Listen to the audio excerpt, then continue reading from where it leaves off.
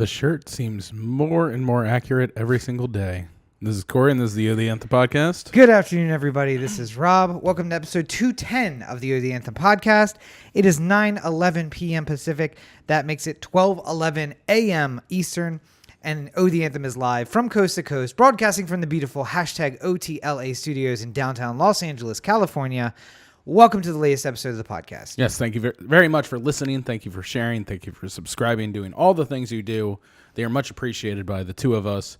And, we got the listener line open, too. So if you want to text us, 443-219-7595. Yep. What's the number again? 443-219-7595. And, of course, you can follow the podcast at O The Anthem on all your social networks. You're watching right now on Facebook, hopefully. We are broadcasting this live, as we always do, on Facebook Live. You can find that at O The Anthem on Facebook, at O The Anthem on Twitter and Instagram as well. And if you're feeling froggy, Google+. Occasionally, if you really want to look that up. So, but we got a lot to get to. Just feeding SEO. If you want to see us feed SEO, you can go check us out on Google+. Feed that old SEO. So we got a lot to get to this week, but we have to start with the most specialist of holidays. It's your birthday, Cory. Well, I don't know if it's the most specialist of holidays. I didn't even, other than dinner, I didn't really do anything like particularly. And it's also not even the most special in April, really, even to you. So, I mean... That one will be this Saturday. Hey, yeah. I don't know why. Why would we celebrate that particular day? I don't know. It's April 20th, so seems like the day to celebrate. So if you were so inclined, when would somebody might check out a podcast live on that day? Probably about 4:20 p.m. Pacific, so 7:20 p.m. Eastern. Seems like a good time. Yeah. Seems like a good time to see a good podcast, something entertaining. I'm sure there's something afoot. Yeah, something that certainly won't go off the rails almost immediately. Nope. Certainly not Cinco de Mayo, or what do we call it? Is it Drinko de Mayo? Drinko de Mayo. Certainly not Drinko de Mayo. Not a recreational version of Drinko de Mayo. Absolutely not. Absolutely not. But so if you guys are feeling inclined, you could join us for that show. It'll be on Saturday, April 20th. You can join us right here on Facebook Live, as long as they let that live stream stay up. And then we'll go on over to YouTube, because no rules apply on YouTube. It's the Wild West of the internet, Indeed. YouTube. But other than the show that's coming up on Saturday, it was your birthday. Yes. And there was some celebrating this weekend. Yeah. Went to a Dodger game on Sunday. Indeed, yeah. And on last night, we went to Beauty in Essex, a nice Hollywood hotspot. The most pretentious place I've been since I've been in LA. Nothing like, hey guys, so we're going to serve you the smallest plates possible, and you're going to pay an ungodly sum of money for the smallest plates you've ever seen. Enjoy. By the way, I know that each plate is $35. We recommend 2 to 3 plates per person. Yeah. Oh, I bet you do, Becky. I bet you do. But no, it was lovely. It was a lovely dinner. It was delicious food. The food was delicious. I feel like there's a certain point where like I want to have that moment where I'm done with like a $20 dish where I'm going like, okay, it was worth it. This is $20 delicious. Yep. Was that last night? Yeah, I think everything that I had was properly priced for the delicious nature of it. Yes. Now I could have gone to In-N-Out after that. You could have. Yes. It wasn't necessarily filling. It was delicious, but it was not filling. Maybe because I got like 2 whole things for myself, really. Could be. Yeah, it could be. Like maybe I was more satisfied than other people were, but... And I will say, like, after a while, like, you get satiated if you just, like, let it settle a little bit. I also didn't have any drink, or I had the one drink that I kind of nursed all night. Yeah. So maybe that would have helped a little bit more, too. But it was it's a speakeasy style, so you have to find the secret door, and then you have to, like... go in and then wander through this hallway. It's like a whole thing. It's a whole thing to go there. It's like dinner and a show without a show. It's just sort of like the process of getting to your table is part of the adventure. Yes. Yeah. It was, it's a weird speakeasy because the windows that face the street. So like we got dropped off right where we could see the table that we would eventually sit at. Yeah. And then went on a 10-minute adventure trying to find the front door to the place to get inside. And of course it didn't look like the front door of a restaurant at all. Pawn shop? Is that what they were going for? Pawn shop. Pawn shop. And then you go through the back door of the pawn shop and then you're in the restaurant. Yeah. So. Well, no, then you're in like an elite, like, hey, would you like to buy some jewelry at this fancy jewelry counter? Yeah. And then you're like, tell them a secret code word. Wink, wink. Are all 6 of your party here? Yeah. There's 6 people standing here. I would assume that means that we're all here. Yeah. Okay, great. Follow me. Let's go. Yeah. Yeah. But it was a lovely dinner. And it was especially lovely because EP and Ryan were able to join us from back east. Absolutely. So. It's good to have some of the posse here on friend the West of Coast. The podcast, EP. You've seen her before on episodes way back when. Yeah, episode 2, episode 3, and since then as well, but not in the last 100 or so episodes, I suppose. I think the last time she was on when there was like some nursing thing on Good Morning America. Oh. And she was like super fired up about it. And she's just like, can I come on the podcast and vent? I'm just like, yeah, by all means. That's what the podcast is for. Well, and we've had so many episodes now at 210. And by the way, nothing special. Again, this week for that celebration. 4 years in now, there's been so many episodes. Yeah. It's like, I know she's been on, was it before episode 100? Maybe. Was it after? Could be. I couldn't tell you. It all blends together after a while. It does. And everybody's busy and everybody's living their lives. So, it's hard to say. But Ryan and her made the trip out, and it was nice to see them. Nice to see some friendly faces from the East Coast. And they were well on their way up to Sonoma. Yeah. With like a stop in San Simeon on the way. Yes. Yeah, they're going to see, what's the place that you went? I asked you last Hearst Castle. Hearst Castle. Going to see Hearst Castle. So I hope they enjoy their trip. And when they see this video later or when they listen to the podcast, because of course, I'm sure that they are avid listeners. It's funny. I just speaking about Hearst real quick. Yeah. Roberto, who was also on the podcast recently, was sitting here and a picture from Hearst Castle showed up on the Chromecast. And he goes, "Oh, where's that?"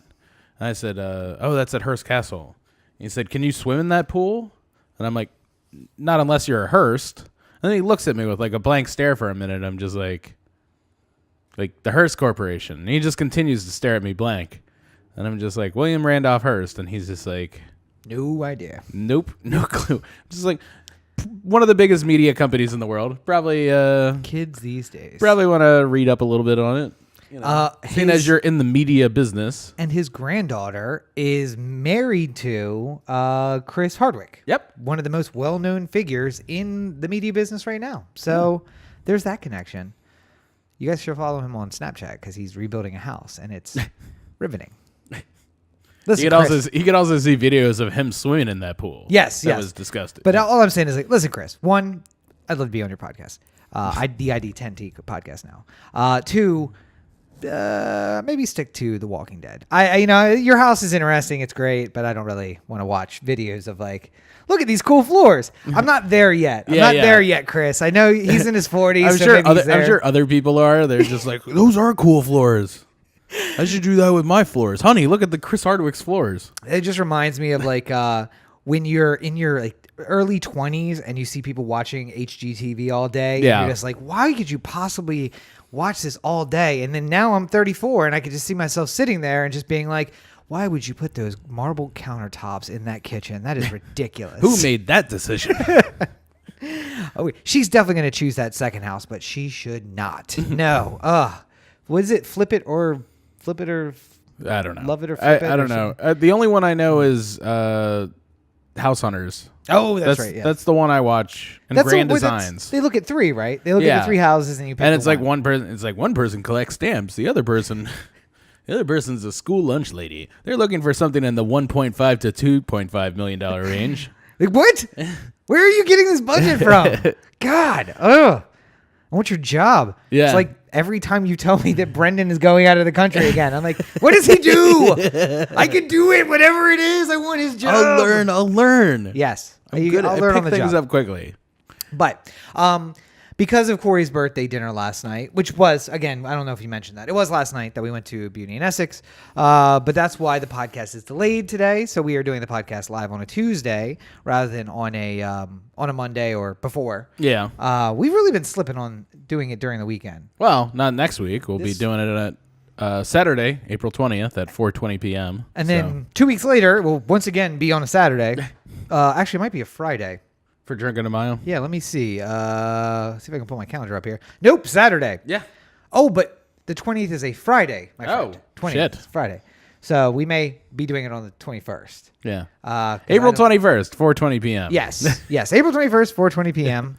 Or 4:20 in the morning Pacific time, which is nice and early for you early birds. I don't think many people will participate if that's the... I got to get up nice and early because I got work at 10. So let's just get this thing going. All right, guys.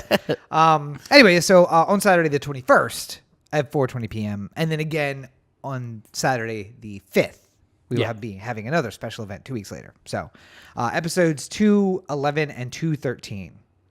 Yep. It still astounds me every time I say this. Time you say the numbers. Yep. All right. Oh, so let's get into the top news of the week. And of course, Cory is itching. He's got an itchy trigger finger. So I'm going to go ahead and pull that trigger for him. Bah!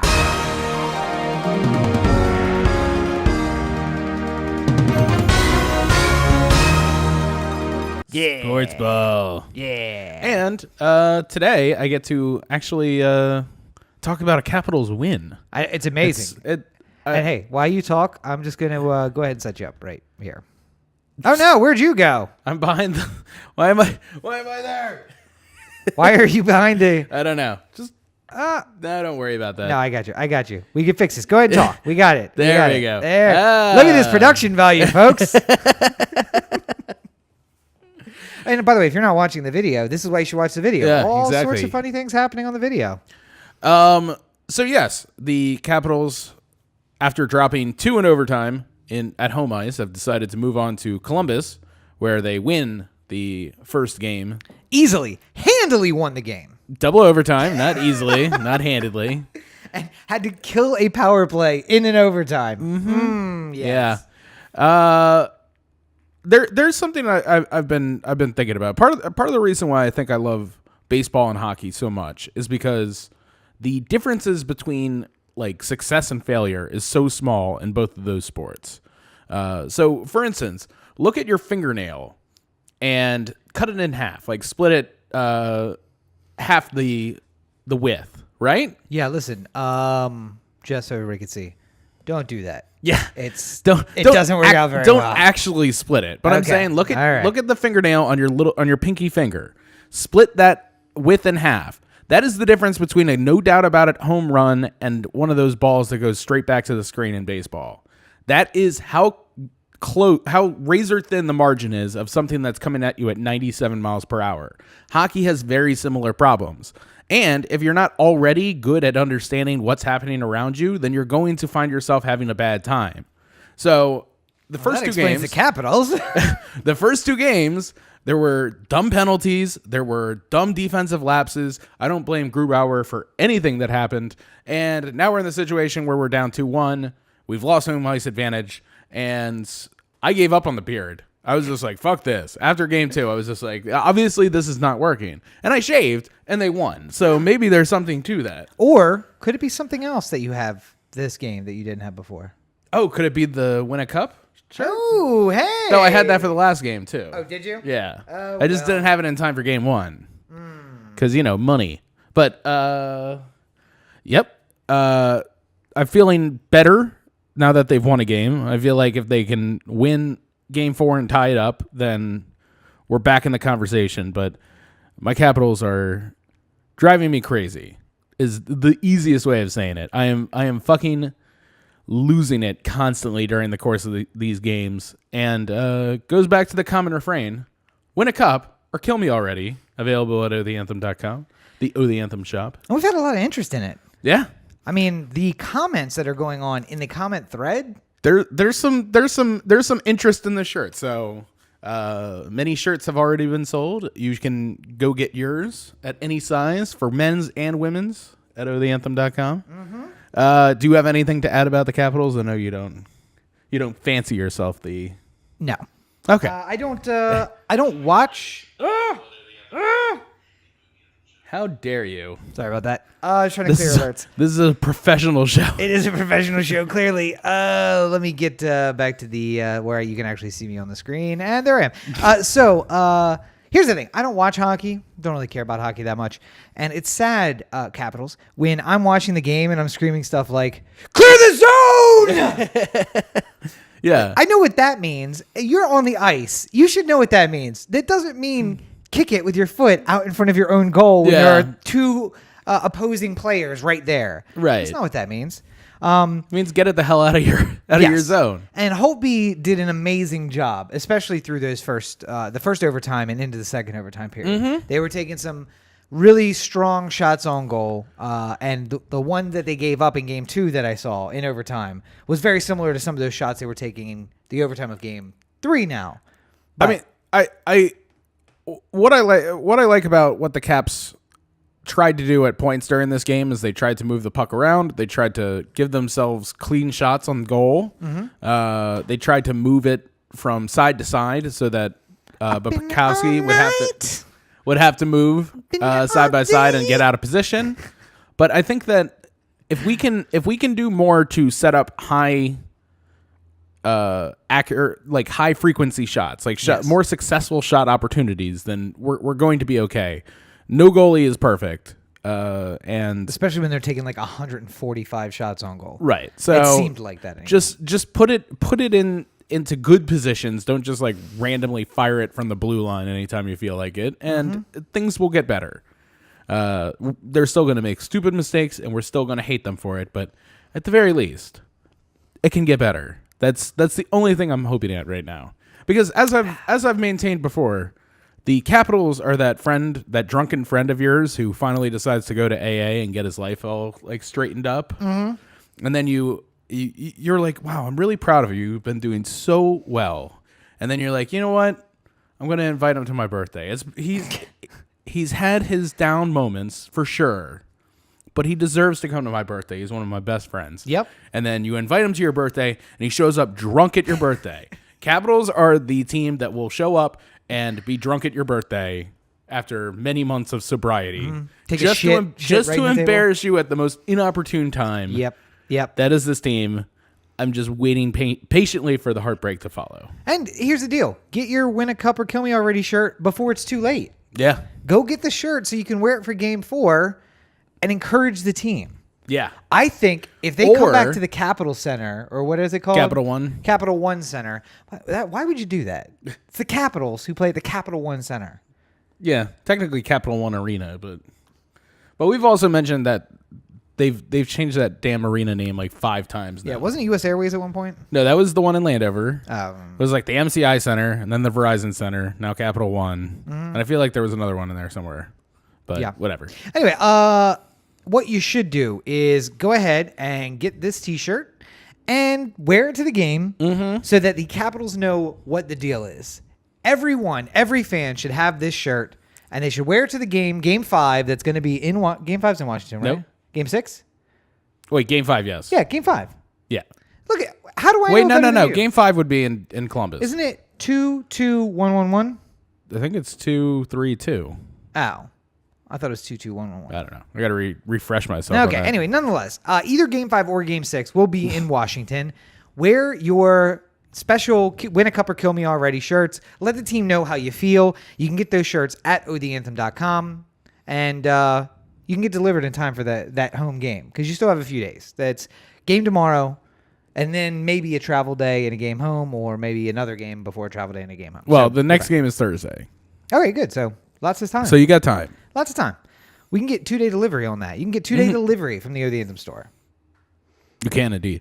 Anywho, should we move on to other miserable exercises like the Orioles? Yes. Just for a beat. Well, on the lucky side, Chris Davis' batting average can officially not drive us home from the bar. So it reached a miserable .079, or legally drunk, last week at some point. And now it's back up to a paltry 162 or something like that. So at least it's legally drunk again. I would like to take this second to hopefully calm down the masses just a little bit, if I may. Are you going to say it's April? It is April. Okay. It is very early. We have played 4 teams that are pretty assuredly going to make the playoffs. Yep. And we've been doing it in 30, 40 degree temperatures at all different times of the day and night. True. Chill the fuck out for a second. It's early. It's still early. If we're still doing this a month from now, then yes, you can thoroughly panic. But in the meantime, panicking does nothing. They're either going to be bad or they're going to turn it around. And if you're supportive and you don't I think there's a half chance that Giancarlo Stanton doesn't hit a home run all year because of how heavily the Yankee fans are hating on him for all his strikeouts right now. Yeah. And it's like, it's fucking April. They're wearing like hoodies underneath their jerseys. Like, chill the fuck out. The only thing you're gonna do for Stanton by booing him like that is make him like neurotic. Yes. And worry about this, like, oh, I wonder if this New York media influence is really real and what is it like and blah blah blah.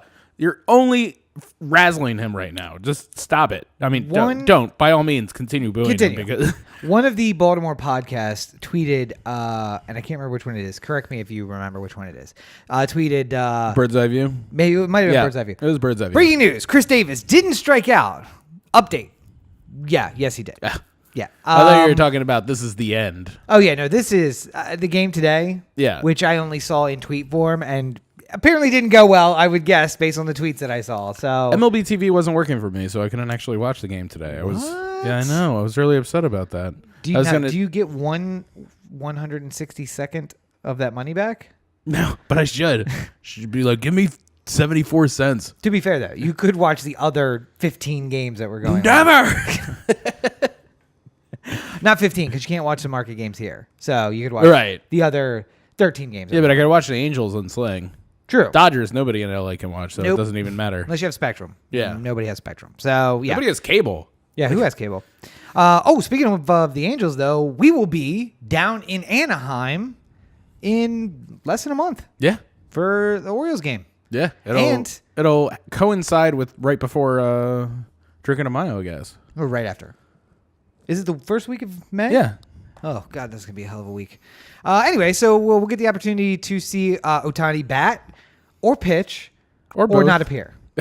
Or not appear, you know. Yeah, he's got a blister, so he got pulled out of his start today. So. Oh, did he? Yeah. Oh, no, that's going to fuck up our rotation. Yeah.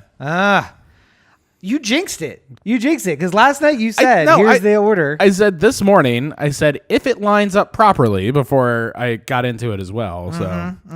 He's scheduled to, as of right now, pitch on Thursday or something like that. And I was just like, but that's all subject to change and blah, blah, blah. And yes. So we'll see. Yeah. Yeah, that's what happens when you bat. You get them blisters? Blisters on your hands, yeah. I got blisters on my fingers. But back to the Orioles. Yes. We're looking forward to seeing them in Anaheim, even if they do suck. And I'm going to use a metaphor that I heard recently. The Orioles are like your drunk friend. And yeah, they went to AA, and you feel like, I could trust them. They got their sponsor, Buck. He seems like he's a nice guy. Keeping them on the straight and narrow. Seems like he keeps them on the straight and narrow for the most part. And they have some slip-ups, but they come out of spring and they're looking good. And then you invite them to your party. And they walk in the door drunk, and then they shit on the floor. And then they pass out on your couch. And you just can't get them off your couch. They just play like a dead duck, just laying right there on your couch. And you, by the way, you paid $67 million to a guy to look at strike three. Most of the times he's at bat. So, we got rid of Ryan Flaherty. All of your complaints about Ryan Flaherty looking at strike three. Yeah. I'm hearing nothing from you about Chris Davis looking at strike three all the time. And Flaherty somehow is actually playing like an all-star in Atlanta. So. Yeah. What's going on? He is the starting third baseman down there, and he's killing it. Something like that. Man. Horrible decisions. Don't follow Cory. He has no idea about anything about baseball. Clearly. That's not true. Clearly. Flaherty will come back to earth. He's like Icarus reaching too high for the sun. And Chris Davis is going to take off. Is that what you're saying? Like the spruce goose. He's going to takes a long time to get moving, but eventually he's going to take off. We literally have this conversation 5 times a year about Chris Davis. Yes. He gets hot for 3 weeks, and it looks like he's the best player who's ever played, hitting home runs all over the place. And we're like, this is why we have Chris Davis. We love life. And then minutes later, he is striking out 4 times a game, and he does it for 2 weeks in a row. People are like, death to Chris Davis, and it just it's this oscillating thing. No, I say death to Chris Davis all the time. Well, not death to him. Yes, right. He's a good Christian boy. He deserves to live, but he doesn't deserve to play baseball, and he doesn't just let's Bobby Bonilla him right now and just be done with the whole thing. Pay him to stay home as long as we can spread that money out. $1.5 million a year for the next 70 years. Yes, absolutely. I am down with that. I mean, he's got kids, right? Yeah. We could pay his kids for him not to play baseball just as well we can pay him not to play baseball. Come on. Let's do it. Anyway, so maybe next week everything will be looking up. Who knows? I don't think so, but we'll see. I don't know much about baseball. All I know is everybody I talk to is just like, yeah, this is abysmal. So, on less depressing matters, wait a minute. Actually, there is no less depressing which less depressing matter do you want to go to? Well, first of all, let's take a trip on down to the Baltimore corner. Where you get the straight dupe? Oh, I thought you were going to wait and time it out. Well, I thought you were going to say it before the thing fell. So there you go. We both screwed up. Yeah. So there's one quick story I wanted to get to, and then we'll take a half hour on the clusterfuck that is the nation. Story came out today about a SWAT team raiding a home where a family was having a wake, essentially, for a family member that was killed by the police. Yeah. Not the first time this has happened in Baltimore. Did you see the police press conference? No, but I did hear that they got a gun or two from it. Yes. So they did get a gun or two from the crowd who was at the wake, which, I mean, it's Baltimore. I don't really blame you guys for having guns. It's, you know. I don't know enough about this one. Doesn't seem. I mean, like I know you're really upset about it. I think you're about to Michael Brown this situation. No, I think that. Yeah. Oh, everybody should tune back into like episode 80 where Cory took a very hot take on Michael Brown. I didn't do. Oh yes. Maybe this is not the hill you want to die on. Maybe this is not the guy. Mm-hmm. As the city of Ferguson burned itself down that week. That wasn't an improper take at the time. That's all I'm saying. We've had a lot of hot takes on this podcast. But I'm saying, listen, we don't know anything about what's going on here yet. Mm-hmm. So I will say that if I were in charge of the police department that has a fucking horrible reputation, like the Baltimore Police Department, yes, I would not be choosing these moments as the ones to storm the house with the SWAT team and try and do a raid or anything like that. And by the way, have it all recorded and be given very unclear directions to the people inside the house. I mean, granted, I'm saying that none of that makes proper sense, but I mean, like, at the very least, in a situation like this, I can make rationalizations for maybe why they did it. Okay. Maybe they had been trying to find somebody for quite a while who they knew was going to be at the house at this time in this place. Nope. Okay, well, then I don't know. I don't know enough about the situation to say there was what's a going on. shooting down the block. Then there was a shooting 5 or 6 blocks away. Okay. Then someone else reported the shooting that was down the block. And the police assumed that the shooter was heading back and had just shot someone else when he hadn't.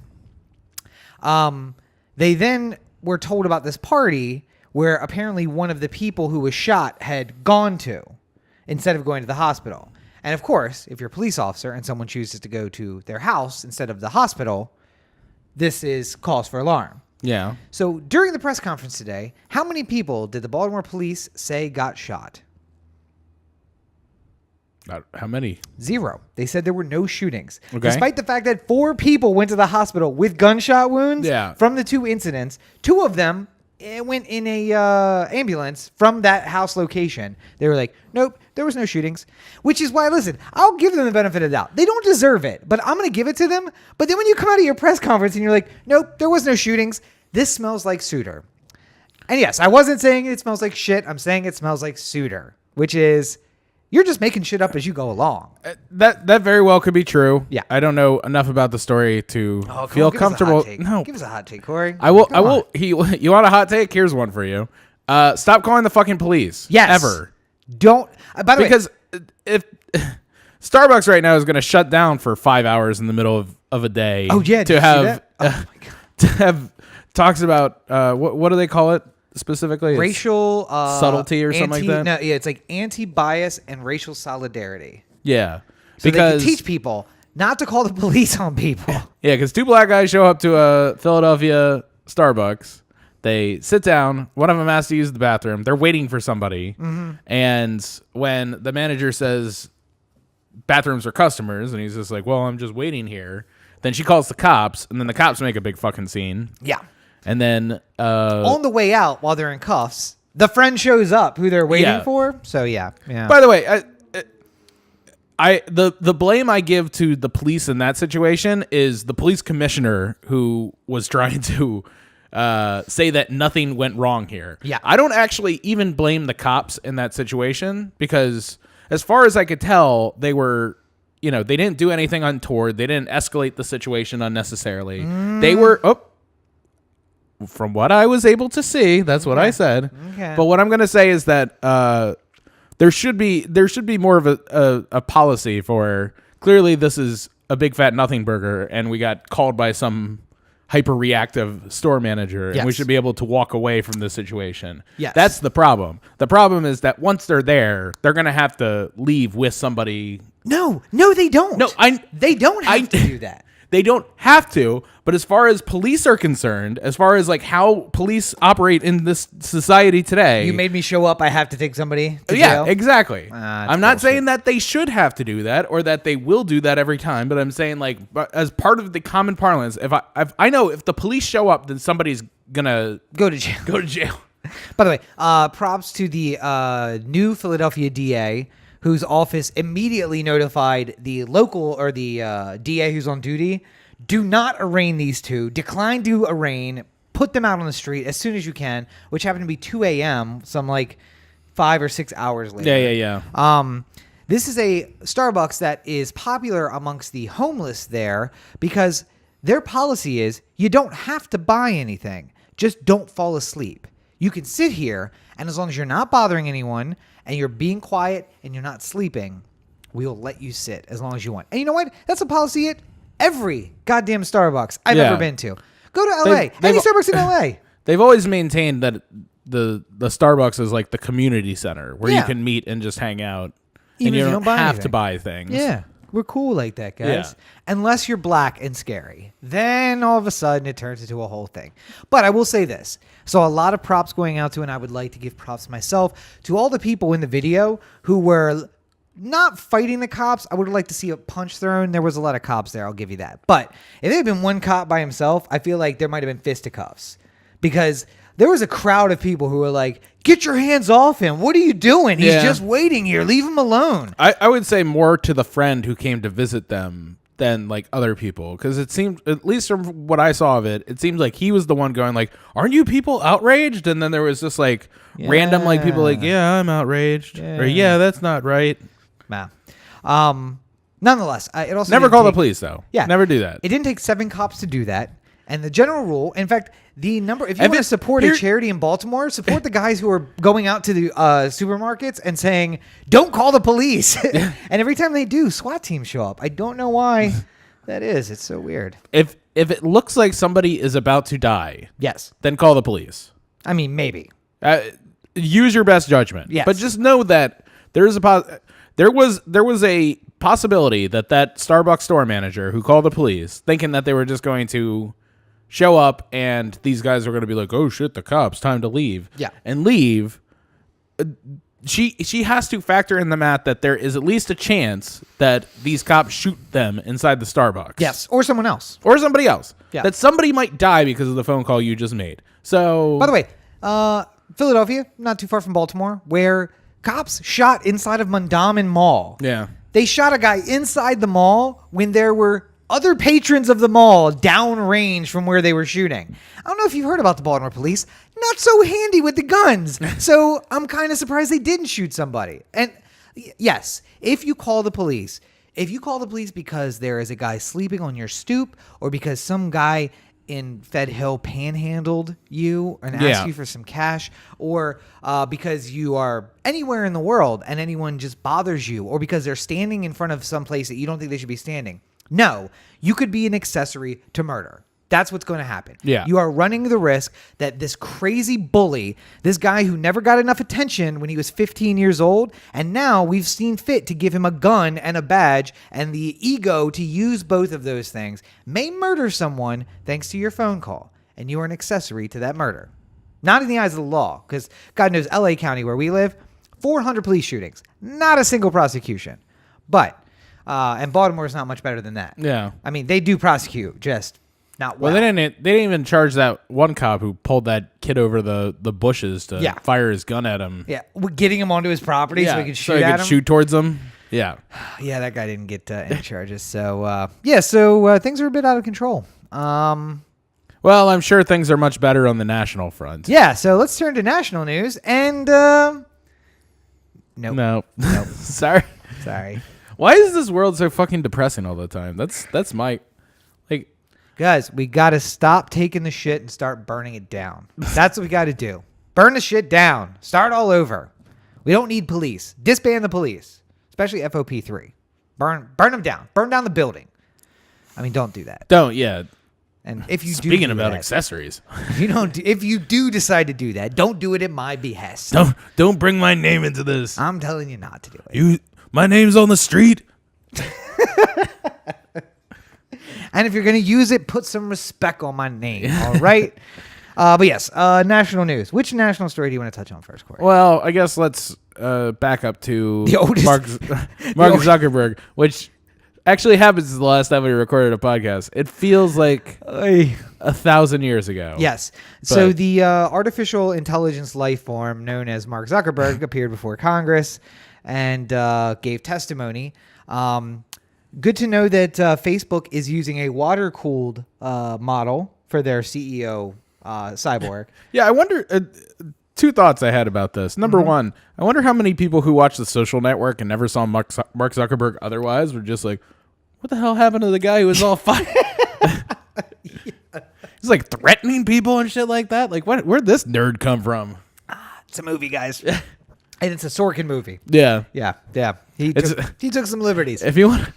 That portrayal of Mark Zuckerberg was about as far off as Jackie Robinson in 42.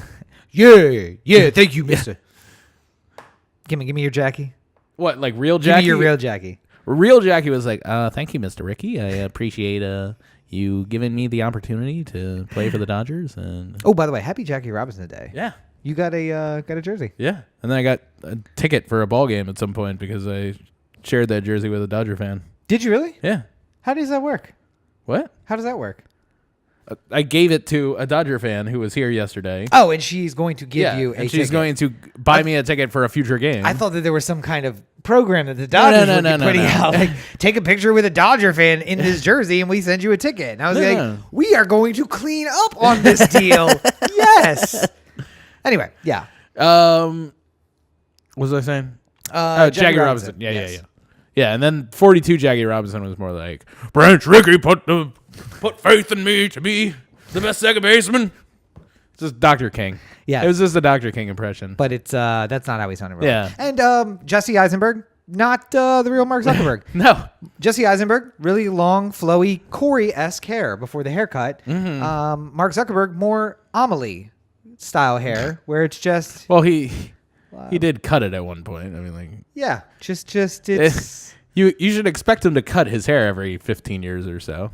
I mean, I would expect that, yes. I would expect him not to have a female, lesbian, feminist haircut, though. That's what I was getting from him. To each their own. I mean, listen, if he enjoys that haircut, I just can't believe that his wife would let him out of the house with that haircut. That's all I'm saying.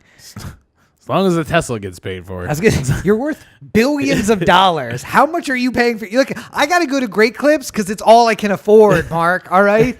Maybe you just get somebody better to cut your hair. There's a ton of people. You could pay the CEO of Great Clips to fly to your office and do it cut for your you. hair for you. It's like, I've never done this before. It's just like, cut it. Oh, or maybe cut it, Jimmy. Maybe that's what he did. Maybe that's why he has such a horrible haircut. He's like, Mark, seriously, I've never cut hair before. I used to work for Pepsi. I don't know what I'm doing. I'm just the CEO of the company. I don't know anything about cutting hair. Cut it, bitch. All right. I got to go before Congress. I need to look good. I just like to hold dominion over other CEOs.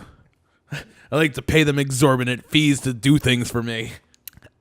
The business CEO. Henry Ford IV is changing my oil right now.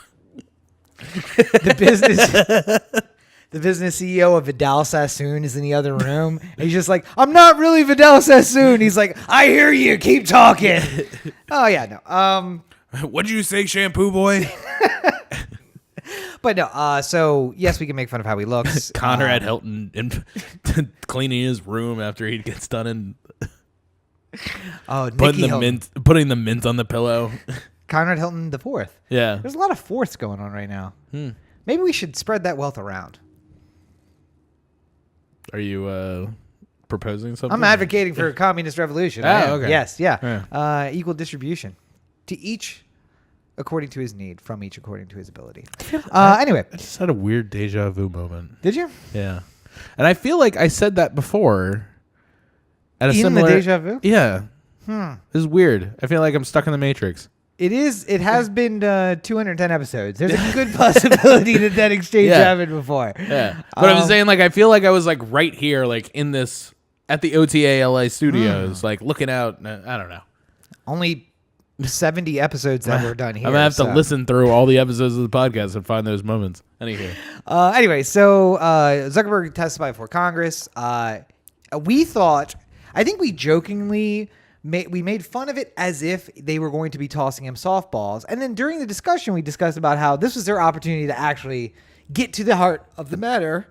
And it turns out we were much more correct in the joking section. I was not joking. I thought that was going to happen, and it did. It did, yes. So I would just like to remind just because a politician might align with your views on whatever's important to you, whether it be like abortion or capital punishment or distribution of wealth or blah, blah, blah, blah, blah, whatever the issue is, keep in mind that they need to know at least what the internet is and how it works, or else they shouldn't be allowed to represent you. Yeah. I mean, like, I get it if, I'm the congressman from LA, like downtown LA, and the only places that I have are like city, or if I'm like a congressman from New York City, like from Manhattan, maybe I'm not fully up on farm subsidies, sure, or maybe I don't know how like a piece of corn gets from the farm to my table per se. I mean, you should. I should, but I mean, like, I should have a casual understanding, but maybe I'm not like in depth with every little detail on it. Yeah. Literally everyone uses the internet, so we should probably only get people who have at least a basic. And I like to bring up the. I brought it up before, like the Justin Trudeau, and somebody asked him about like nuclear physics or something like that. They asked him about quantum computing. And he's just like, well, let me explain to you how quantum computing works. And I just was like, what is it like to have a world leader like this? Just get yourself a congressman like that. Yes. Because when they're saying things like, what was the one from like Ted Cruz where he's just like, why are so many right groups getting booted off Facebook? It's just like, because they broke policy. And it's just like, what policy did they break? And it's just like, do you want me to tell you? I can't really quote you. I mean, Senator. Like I can get you that information and send it to you. Well, where would you send it to me? On Facebook? I don't got Facebook. Actually, Senator, I can just email it to your assistant and they'll have it. Or actually, you do, sir. You have 4 Facebook groups. One of them is a private group entitled. No, that's enough. That's Ted Cruz. Ted Cruz. I often get confused between our cartoon president and the real Ted Cruz. So one of those is an impression of our cartoon president. The other one's the real one. So anyway, so Zuckerberg testified. Nothing came out of it. There will be no punishments. What does it even matter? Yeah. Yay. Speaking of punishments and what does it even matter, Comey came out with the excerpts of his book this week. Yeah. Books are for sale right now. You could go get it. Yes. I don't. And if you're buying books, buy Rob's book at the same time. Oh, hey, yes, you absolutely should. Several of them. I have several out. Enjoy all of them. Read Comey's book and then read the Movement Insurrection and find out how this whole thing plays out. Oh, yes. Or Faux and figure out how it all got started. The story behind the story. I tell you what, if I had a pee-pee scene in Faux, it would literally be what's happening right now. Yeah. So I don't know what to tell you. But Faux 2, where Chris Bishop goes up against the FBI director. So Comey, Striking While the Iron's Hot, puts out a book. Excerpts of it are out. It's not flying off the shelves like Fire and Fury was. But I think that it's going to do well. I think people are just interested. I don't know if I want to read it. I mean, like, I want to know all the information, but I don't like. Something tells me that James Comey's book is like a textbook. Yeah, that's exactly what I was thinking. I'm like, Fire and Fury, which I haven't finished yet. Have you ever read like? I mean, obviously you were in the legal field for a while, but like when police write up like big long police reports. Yes. I feel like Comey, being the cop he is at the end of the day, is probably just writing up like, and then during the second half of the 14th day of August in 2017, the president called me into the office for a personal communique between. I would just be like, oh. The president was not wearing any pants. Shut up, you boring 6'7" man. Well, the president was not wearing any pants. Okay, now I'm back in. Go ahead. All right, I'm back out. I'm out. Comey, we don't need that kind of detail. All right. Why does this book have pictures? Yeah, so run out and get James Comey's book and let us know how it was. Give me the gist. Yeah, just give us a gist. And, of course, you can reach us 443-219-7595. That's 443-219-7595. You can send a text or you can call and leave a message or at O The Anthem on all your social networks. Or, finally, of course, you can hit Cory at otheanthem.com if you have an email. Yeah. So, for longer things, Cory at otheanthem.com. All right, so off of Comey, because God knows I don't want to talk about that. I do love that we joked on Friday via the O The Anthem social media that barring a new war starting, we would be talking about something, which, by the way, I don't remember what the thing was we were going to be talking about, because turns out we went to war, kids, and isn't that fantastic? If you haven't been paying attention, we bombed Syria. Yeah. Yeah. It's all right. There was plenty of warning ahead of time, much unlike Trump saying, like, I'm never going to tell anybody what I'm doing, so it's just a surprise. Yeah. Yeah. Yet he gives Syria and Russia like a 3-day head start on what he may or may not be doing. So we fired 100 Tomahawk missiles. We've talked about the Tomahawk before. They cost, I don't know, $80 million each. Mm-hmm. We spent $800 million bombing Syrians because they bombed other Syrians to teach them not to bomb Syrians. Yeah. Technically, they gassed Syrians. Oh, technically they did, yes. Yeah. Although there has been bombings. I'm not saying that that's not part of what Syria has done. And if you're asked the Russians, and we can't necessarily trust the Russians say that the Israelis... Why can't we? It's a brand new day. Let's just start randomly trusting people. Sure. It's not going to go badly. I do like that Trump, by the way, said he was going to sanction them on top of the bombings, and then the next day was like, nah, we're not going to sanction them. It's the Wild West, guys. Nikki Haley goes up in front of UN going like, oh, there's going to be sanctions coming. Here's what they are. And then the White House is like, why the fuck you tell anybody about that? No, we're not doing that. Sorry. Oh, we changed that last night. Don't make promises. So according to the Russians, however, the Israelis were bombing the Assad forces. Yeah. And that is the gas that was reported. It wasn't Assad bombing civilians. It was the Israelis trying to bomb Assad's forces and missing and gassing the rebel forces instead. The rebels that we support, not the Assad forces that the Russians support. So, maybe it was the Israelis. Maybe it was Assad's forces. Either way, we showed them by bombing them. Just as a reminder, again, $800 million on Tomahawks to bomb Syria to teach them about not bombing Syrians. Flint still doesn't have clean water. Yeah. You know what the total cost to fix the water system in Flint is, Cory? $50-some million. $55 million. Yeah. Or approximately 1/8 of the cost of what we just spent to bomb Syria. I don't know if you remember. Huh? 1/10. 1/10. Is it 1/10? $800 million. More than that. Or less than that. Yeah, 1/8.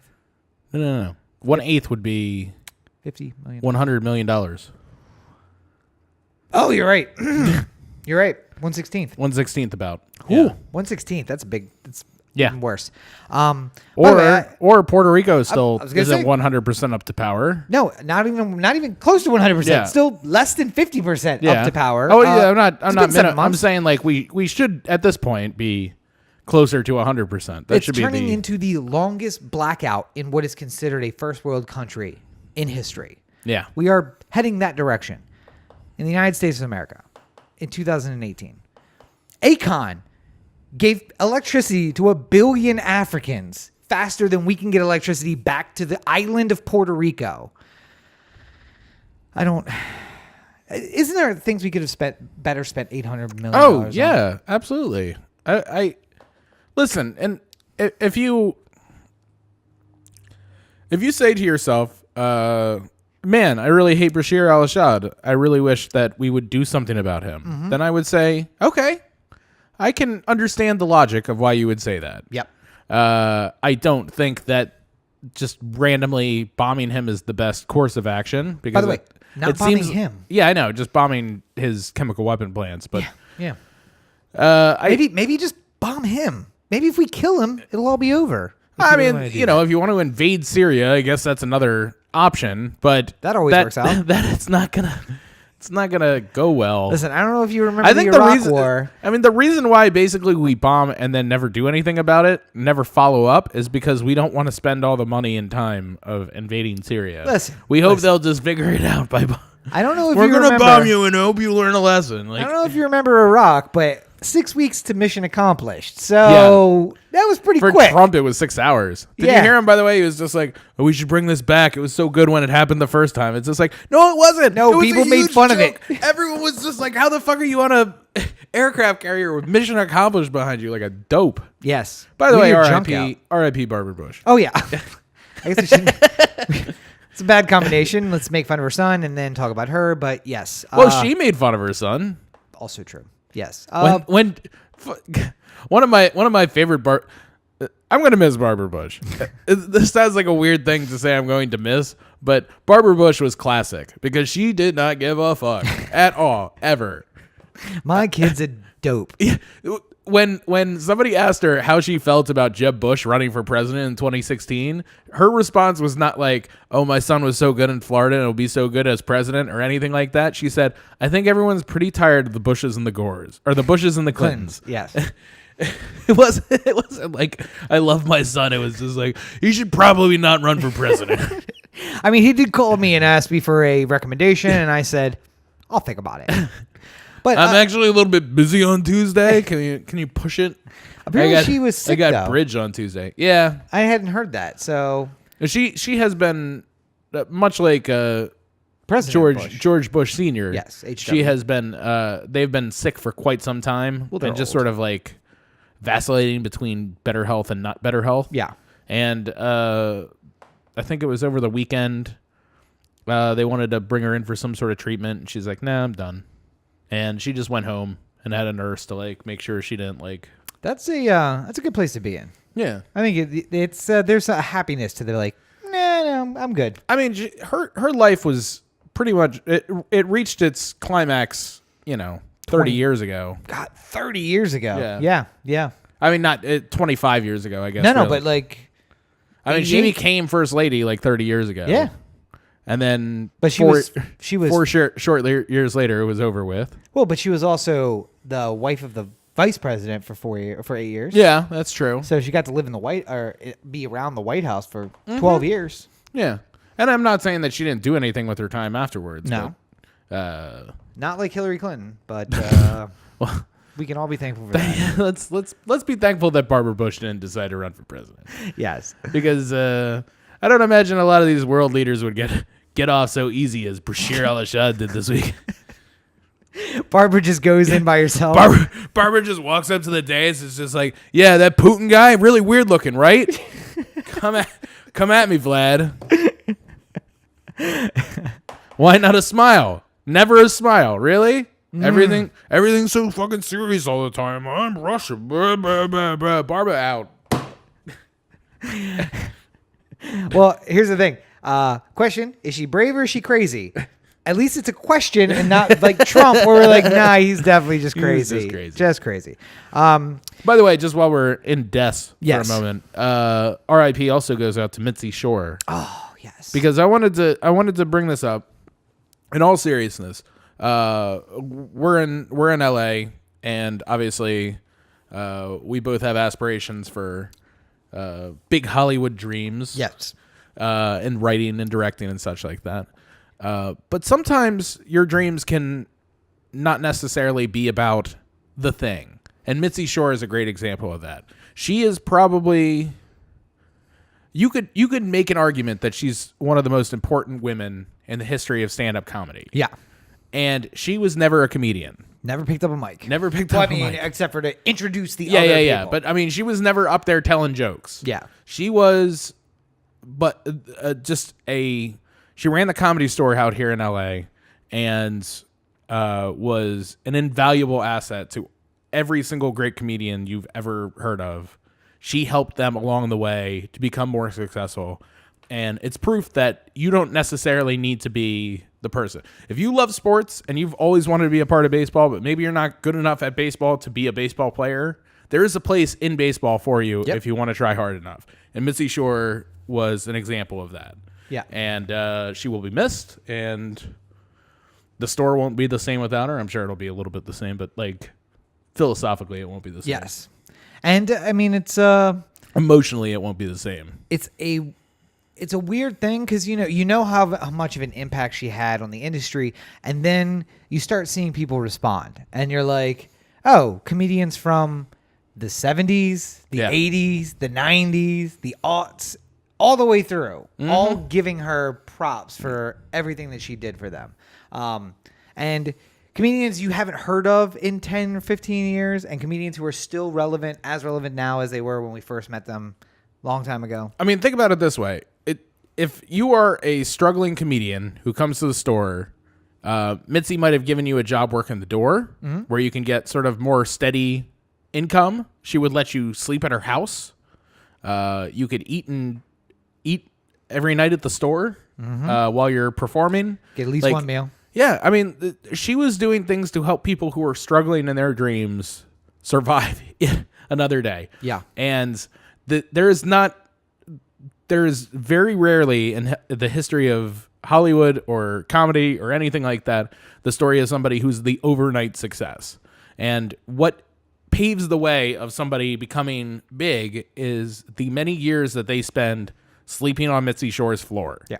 And we have her generosity to thank for that, and her ability to get through to a lot of people. That's the other thing too. Like, she was like a manager in the sense that she knew how to talk to comedians and say, like, I've seen this before, I know what you need, I can help you get there. She was a talent scout who had no interest in her own in pushing her own agenda. Yeah. She could have been the biggest agent in Hollywood.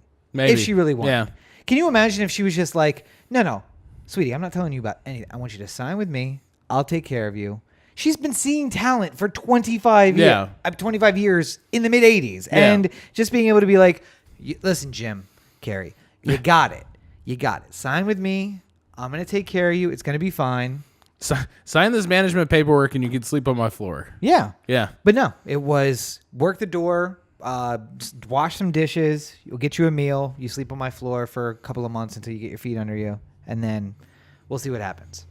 So R.I.P. to Mitzi as well.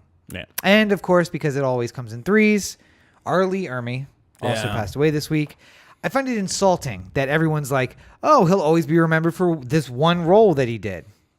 Listen, yeah, he was in Full Metal Jacket. And maybe that's the role that defined him. And maybe I've just seen him in a lot more stuff. Is it possible? Have you seen him in anything else? Oh yeah. Okay. I've seen him in all sorts of things. What I would like to, the message I'd like, Ermey is another great version of the Mitzi Shore argument I was just making. Ermey was a legitimate Marine. Drill instructor. Yeah. Who decided later in life, after he retired from the military, that he wanted to get into acting more as like a thing to do. Yeah. Like, this will help me pass the time. And he was a natural. And if you want to talk about overnight success, he was more like it than anybody else, because he just basically auditioned for Full Metal Jacket. No. He was brought on as the consultant for Full Metal Jacket. Oh, that's right. Yeah. And he gave the actor who is supposed to play his role such a dressing down in such unique language that director of Kubrick was just like, why are we having the consultant teach him how to do it? Yeah. Just bring him on and have him do it, and he can dress down these guys. Yeah. And, he found his own unique way of dressing them down. But there's so many that, like, he was able to have like this incredible second act because he just went with it. Yep. And he never took himself too seriously, and he just brought it. He was very gifted in that way, and he had a very long and happy life because of it. And if you watch the History Channel, you saw a lot of him. Yeah. Maybe that's why I know him from so many more things, is because he was on the History Channel a lot. He did great voice work, too. Yes, like, he did. He would always be like the military guy in voice work. Yeah. Arlie. Yeah. Yeah. Sad week for Hollywood. We lost. It's just a sad week in general. There wasn't one positive story this entire podcast. Well, it's Cory's birthday. Oh, that's right. The one thing. Thing. Older. 36 years old. Yeah. 34 years old. Oh, okay, or whatever. So we got doesn't matter that much. One more story we want to get to before the end of the show, and that is maybe the biggest story of the week. Michael Cohen, the lawyer for the president, had his office raid. I believe we talked about the raid last time. It was 2 weeks ago, I think. 2 weeks ago, yeah. Yeah. And some of the information is coming out. The most important thing is that on Friday, lawyers for the president showed up at the court hearing about the warrant that was issued to search Michael Cohen's office. And they intervened on behalf of the president, as well as somebody else intervened as well. I can't remember who. I think it was... So Michael Cohen has 3 clients. Right. But it wasn't the third client. Oh, was it? It wasn't the mystery client. No, that got revealed in a different way. Yeah. I mean, the second the second client is a GOP fundraiser. Yes. Of some who kind. hasn't been revealed yet. No, he's out there. Was he? Yeah. Okay. I don't know his name because... Who cares? Yeah. I don't give a shit about some rich guy. But nonetheless, so 2 parties intervened, and they postponed the hearing until today, or yesterday, Monday. And during the hearing, there was arguments back and forth. And I think was today the day the news came out, or was it yesterday? It was yesterday. Good Lord. Yeah. It's just It was yesterday. Flying by. So the news came out that the mystery client of Michael Cohen was Sean Hannity of Fox News. Yeah. Who's been talking extensively about Michael Cohen and not mentioning the fact that he's a client. Saying, this is the worst thing that has ever happened in our country, and our democracy is going down the toilet because of just this kind of thing, because our very freedoms are at risk. And maybe that's because he was worried about what they found about him. And Fox News, of course, cut ties with Hannity immediately. No. Ended his show. One of my favorite things, that didn't happen, by the way. I was just moving on. I think back to like Hannity puts out like this, or he was on his radio show when it broke, and he goes like, I never got an invoice. I never paid him on a regular basis. Hannity said something about he helped me with some real estate thing, but didn't get billed or whatever. Yeah, it's kind of weird how he would be considered a client under that case study, but what I imagine happened. Because this is where my brain goes, is that he had a very, what's the Saul Goodman thing? Yes. Where it's just like, give me $1. Come in and talk. Give me, it's like, before you say anything, give me $1. Yeah. And then he gets the $1. Cohen gets the $1. It's just like, all right, now we can talk about the Trump stuff. Like, yeah. Now that you're inside of the attorney-client privilege, we can talk about this at will. Well, and that's the thing. So he said, I was never a client. There was never an attorney-client relationship. Yeah, I was only a friend. I never paid for services. I was never billed for services, nothing. Well, why don't you tell us what happened in there? Listen, attorney-client privilege applied to everything that was happening. Like, wait, you just said you weren't a client, though. Yeah. So it doesn't. And if it was, I was trying to unload an apartment, and I just asked him for a couple hours of his time so that I could discuss possible strategies.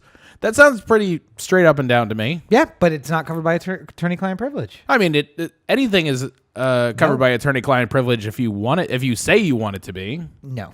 That's not no. I'm saying like right now. Right this now point, it is. Yeah. Where people are saying like Sean Hannity, what was happening behind? I can say attorney-client privilege all I want. It doesn't even matter. Bob Mueller may have a different perspective on what. Oh yeah, I was saying if Hannity get called in front of Mueller, it's not the same thing. Yeah. But of course, I'm saying like if somebody said something to me right now about you, I would just be like, oh, well, I got attorney-client privilege with Rob. Yeah. Do I? No. Nope. And until the jury comes back, we can all leave it that way. Until I get indicted, that's what stands. Hey, listen, it's coming. But so Hannity, the wild theories are out there, and I encourage you to go to Reddit and just look up Cohen and Hannity, because the things that people come up with about how the president is controlling Fox News by passing messages back and forth through Michael Cohen to Sean Hannity, who then gets it to the higher ups at Fox News. Yeah. Listen, folks, he wouldn't be tweeting about the shit that he sees on Fox and Friends if he was controlling what was showing up on Fox and Friends. That is a dude who sees himself on TV and is just like, yo, they're talking about me. Hey, what's up, guys? Isn't that awesome? Yeah, there's none of this is planned. This is going to be the dumbest way an administration has ever fallen in any government ever. We're going to look back on this, and somebody's going to do a podcast about this period in history. Yeah, like 50 years from now. Yeah, and some kid is going to be listening to it, and they're going to be like, wait, so you mean they were both clients of the same lawyer, and neither of them knew, and there was no collusion? No, there was no collusion. They just both used the same lawyer. Well, I mean, did the lawyer know? Yeah, the lawyer knew. Yeah, what did he do for them? Oh, he paid off sex workers for both of them. That's just what he does. He just pays off the sex workers. Sometimes I wonder. I'm pretty well read on the history of the presidency and stuff like that. But I wonder if the presidents that go back beyond living memory of anyone now. Sure. Yes. If Millard Fillmore was really way worse than he's being portrayed, and we're just getting there's only so much you can really talk about Millard Fillmore. Wait, if we did a book about an in-depth history of all the presidents, we'd probably skip through a bunch of them. Yes. We'd be like, we don't need to talk about Harrison because that didn't last long enough. Pierce didn't really do a whole lot of shit. We'll devote a chapter or something like that. Fucking Trump is going to be an entire goddamn book in itself. Yes. But I wonder if 100 years from now we're going to look back on the Trump presidency as only one of 5 things. Only 5 things have really stood the test of time. Well, and how many ridiculous things are not going to make that 5 thing cut? So the P tape might not be mentioned in history books in 100 years. Yeah. But it's the president got peed on by prostitutes. How is this not on top of your goddamn list? But I was going to say, so sometimes you got to expand the field a bit is what I'm saying. Why? History books. Why is Baby Ruth Candy Bar named Baby Ruth? After Teddy Roosevelt's daughter? No. Nope. No. Shit. Which Close, one? though. Franklin Roosevelt's? Nope. Chester A. Arthur had a child out of wedlock. Yeah. And she was named Baby Ruth. Yeah. And anyway, so they named the chocolate bar after that. That was a huge scandal. Yeah. But you had no idea who the president was. Well, I remembered the time period, but I couldn't remember. You know what the Teapot Dome scandal is? I do. Okay. Do you know what president that applies to? Oh, God. Here we go.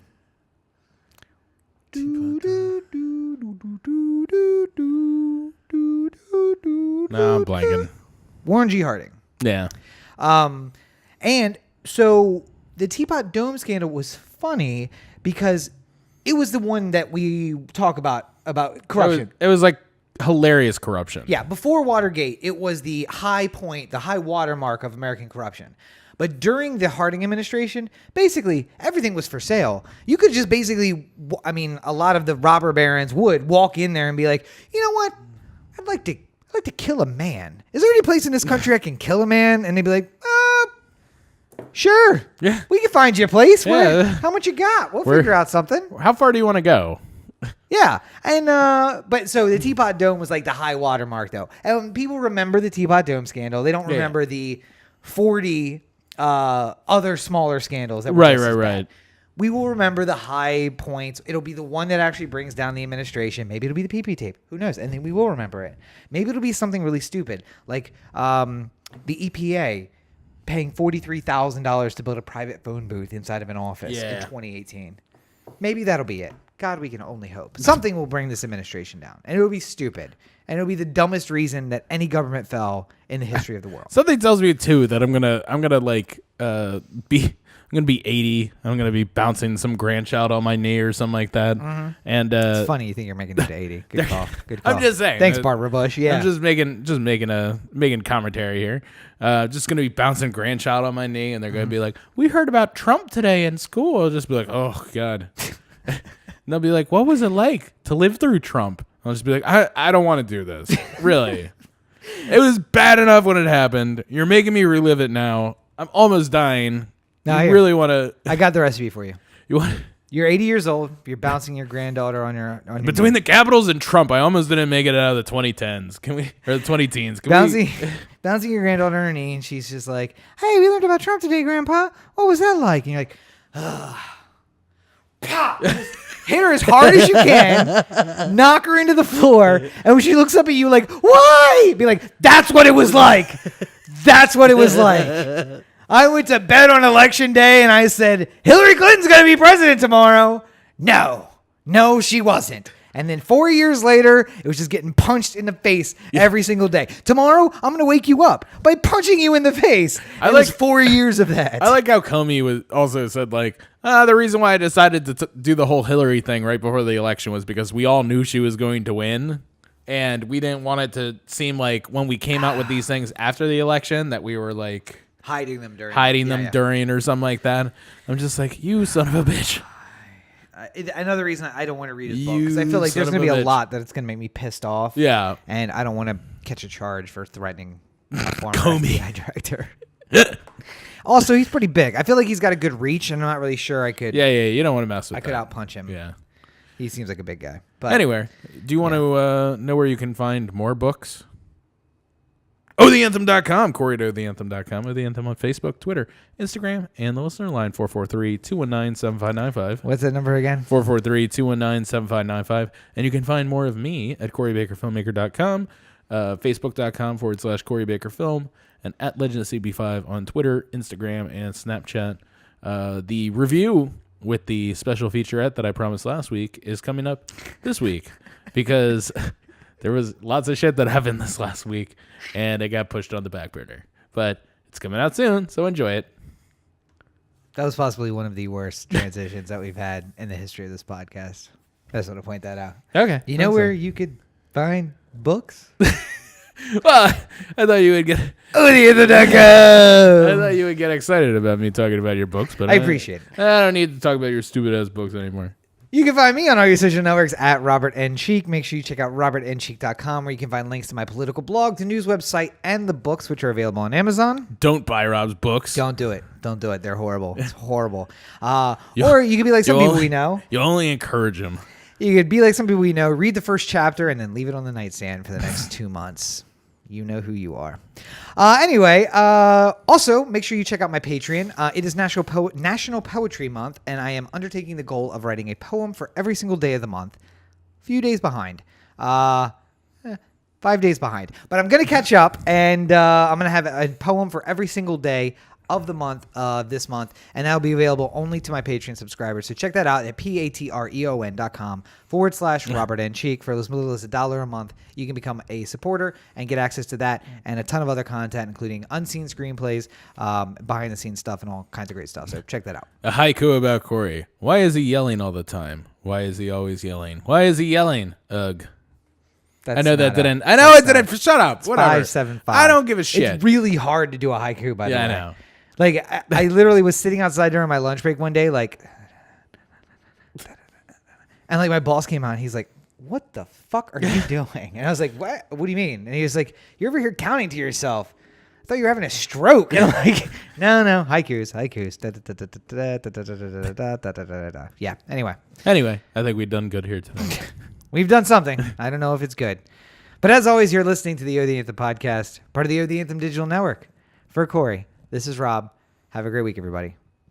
The good news about Saturday is that we're going to, even if we have bad news like this week, it's not going to care as much. Not going to care as much at all. Don't forget, it's a short week, folks. You join us on Saturday for a broadcast at 4:20 Pacific. That's the 21st of April at 4:20 Pacific time. Join us right here on Facebook Live as long as we can be here, and then we'll be over at YouTube after they kick us off. So join us for that show. We will see you then.